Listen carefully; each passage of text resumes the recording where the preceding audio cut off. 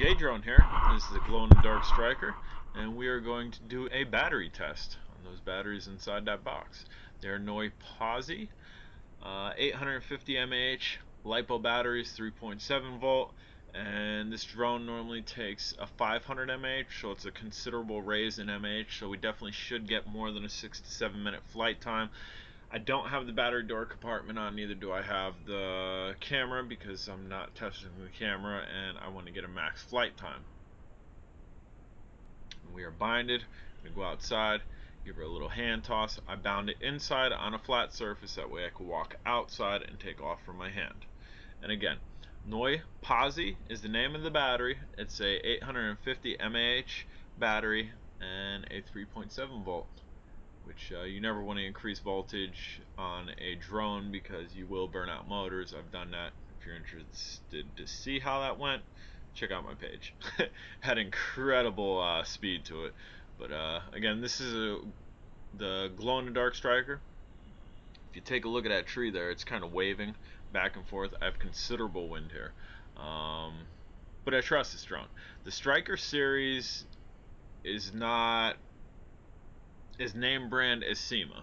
It's from World Tech Toys, but I guarantee you it's the exact same quadcopter with better range and with a slightly poorer camera. Absorb all that in.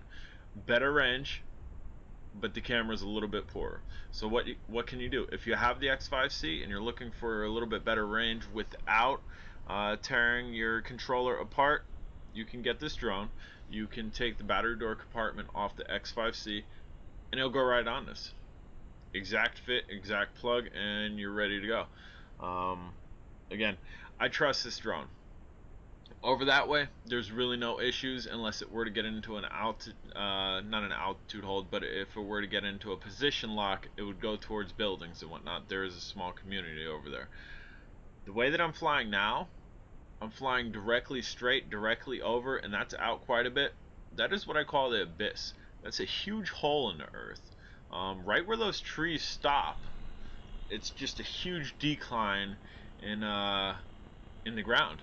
I don't know why it's there. I could only assume that it's from trench mining or mining operations where they kind of dug into earth and then got what they needed and then dipped. And we're flying over that. I've been down in the bottom of that. I've had drones go over it and kind of lose connection or lose my eyesight as far as orientation go and have to drop it in there. It's not fun going after it in there because one, my perspective, my point of view isn't quite right because I'm looking straight and this thing just dropped downwards, so it could be hung up in trees. It could have traveled left, traveled right without me seeing it. Definitely not something I want to drop in there, but again, I trust this quad. And this really isn't a review of the quad, but there's only so much you could say about these batteries. Again, 3.7, 850 mAh, Noiposi. You can pick them up on Amazon. Link will be down below. And definitely just basically doing a max time flight here. Whatever the max time is, you can minus, I think what was set up. I think setup was about a half a minute, 45 seconds. So whatever the max time is, minus that and you'll get your time flight here. But realize I'm doing an aggressive flight. I'm also not doing a lollygag flight. I'm flying it out far, I'm flying it up far. The wind's shaking. It's not alive. I promise you that. It is not alive. It is not I am Groot. I promise you that. It's windy out here. So I'm flying against wind. I do have this in the 3rd speed setting. That way the wind hopefully doesn't get underneath it, a gust of wind, and takes it. Then I'm able to fight the wind. I'm able to fly with the wind. This is a really good quadcopter. I've recently had questions, how well does this glow at night? Well, I don't know. Just for the simple fact, not because I've not done night flight on it, because the body is composed of what most of these quadcopters that are white are composed of, that glow at night, where the LEDs on the arms illuminate the body. The same as with this. It's really not a thick plastic. It's kind of the same material as the white ones are, where the LEDs kind of glow through the drone, and you're really not getting the glow-in-the-dark capabilities. And this doesn't have an ability to shut off the lights, so As far as how it glows at night, I'm unsure. But how it flies during the day, have a look-see. Wind and everything, no issues. They sold this striker, let's see, I'm gonna say 3 different models, but actually 4 different models, if that makes any sense. Legit 3 different. They made a red and white one, they made a red and white Wi-Fi FPV one, and they made this one. And actually, I think I may have seen a blue one before, but a blue and a red one. So okay, different colors and whatnot. But let's just stick with the ones that I have: red and white FPV, and the glow in the dark green one. Glow in the dark green one has the second best range. The Wi-Fi FPV one has the worst range unless you're using the Wraith or the Omega controller, which binds to it and you get better range from it. I don't know why, but you just do. I've done a test on it and you get about another 100 feet. The original, when I say the original, the first ones that came out a year and a half ago that were released through Boscov's, the original red and white one, range on it ridiculous, almost clearing 800 feet.